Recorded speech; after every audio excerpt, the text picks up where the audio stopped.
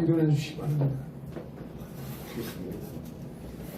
지금 이스라엘과 미국이 합동으로 이란과의 전쟁을 하고 있는데 아닌 밤중 홍두깨 격으로 이재명의 반 이스라엘 SNS 메시지를 올려서 이스라엘과의 외교 갈등을 악화내기 파탄 직전에 오라 있습니다.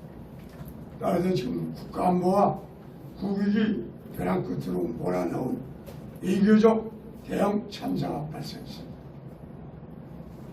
이스라엘 국민뿐만 아니라 미국 등 전 세계에 흩어져 있는 1600만 명의 유태인들이 한국을 적으로 간주해가지고 지금 외교가 위기에 처했다고 합니다.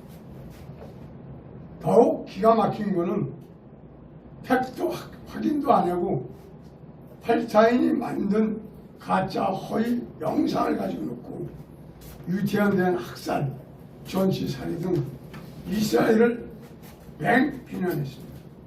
이것은 한마디로 외교 참사고 참사입니다. 이재명의 외교적 실책과 특정 국가에 대한 외교 관계가 악화됨으로써 국가 안보와 국익에 심각한 손해가 우려되고 있습니다. 따라서 국민의힘에게 당부합니다. 이 사태가 헌법 수호의 의무 위반이라는 논리가 성립될 여지가 있어서 이를 탄핵 사유를 볼 수 있지 않을까 하는 것이 있는데 국민의힘은 한 번쯤 검토할 문제라고 생각합니다. 그리고 지금으로부터는 김용준 공동대표께서 약 10분 동안에 장동혁 국민의 대표가 미국 방문에 대해서 말씀을 생방송으로 해드리겠습니다. 그때 대표님 감사합니다. 수고하셨습니다. 저는 오늘 여러분과 같이 최근에 큰 이슈가 되고 있는 장동혁 대표의 5박 7일에 그렇지 미국 방문 거기에 대해서 여당에서는 계속 그것을 반대하고 있을 뿐만 아니라 야당 내에서도 이렇쿵 저렇쿵 딴소리가 나오고 있는 데 대해서 오늘 그 문제를 한번 여러분과 논의를 하고자 합니다. 한마디로 먼저 결론적으로 말씀드리면 장동혁 대표의 방미는 이 시간에 반드시 필요한 것이다 하는 것을 말씀을 드리고 그 이유를 제가 하나하나 제 생각을 말씀드리겠습니다. 먼저 미국과 가장 큰 우리 나라의 사활이 달린 관세 협정입니다. 이 관세 협정 지금 정부가 전혀 손을 놓고 있어요. 관세 협정이 전혀 진행이 안 되고 있습니다. 이거 큰일 났습니다, 우리나라. 그 다음에 한미 간의 방위비 분담 문제, 이거 역시 제대로 타결을 못하고 미국 눈치만 보고 있는 상황입니다.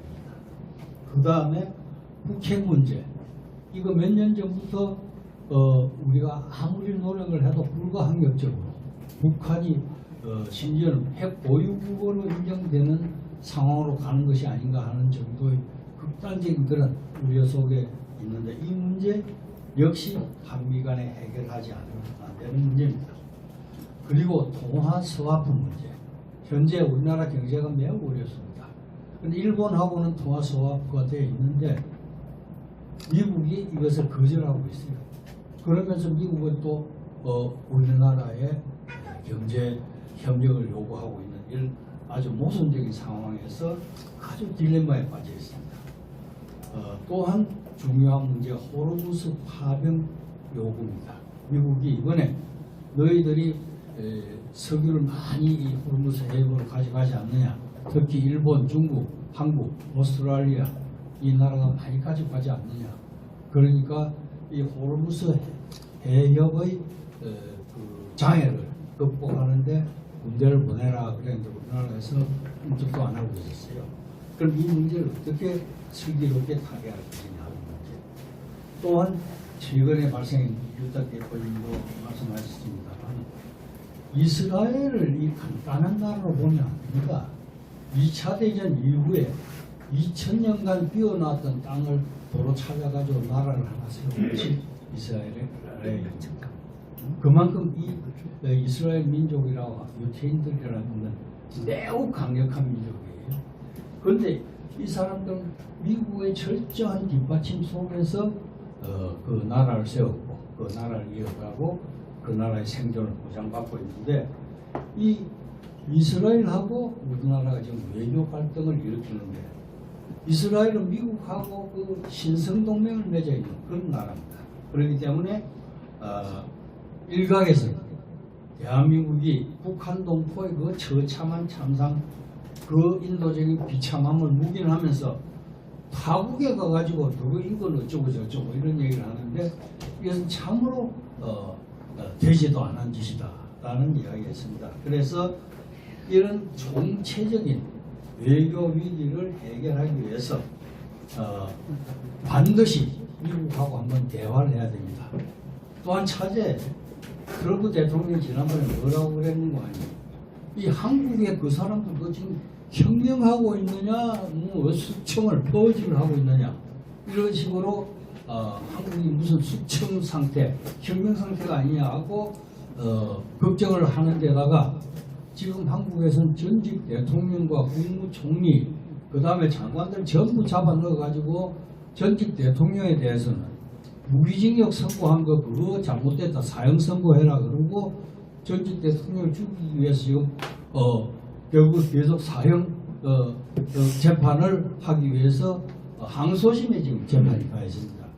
이런 무서운 상황에서 국내 정치가 진행이 되고 또 특검이 바로 해가지고 계속해서 전직 대통령에 대한 사형 주장이 나오면서 검찰이 파괴되고 법원이 파괴되고 하는 또 언론이 완전히 무력화되는 이런 처절한 상황에서 이 문제 우리가 이 국내가 이렇게 심각한 상황에서 국제 정치가 관세다, 방위비다, 북핵이다, 통화산업부다, 호르무즈 파병이다 이거 이스라엘 관계다 이걸 하나도 풀지를 못하면 대통령이 풀지 못하면 야당 대표가 풀어야 돼요.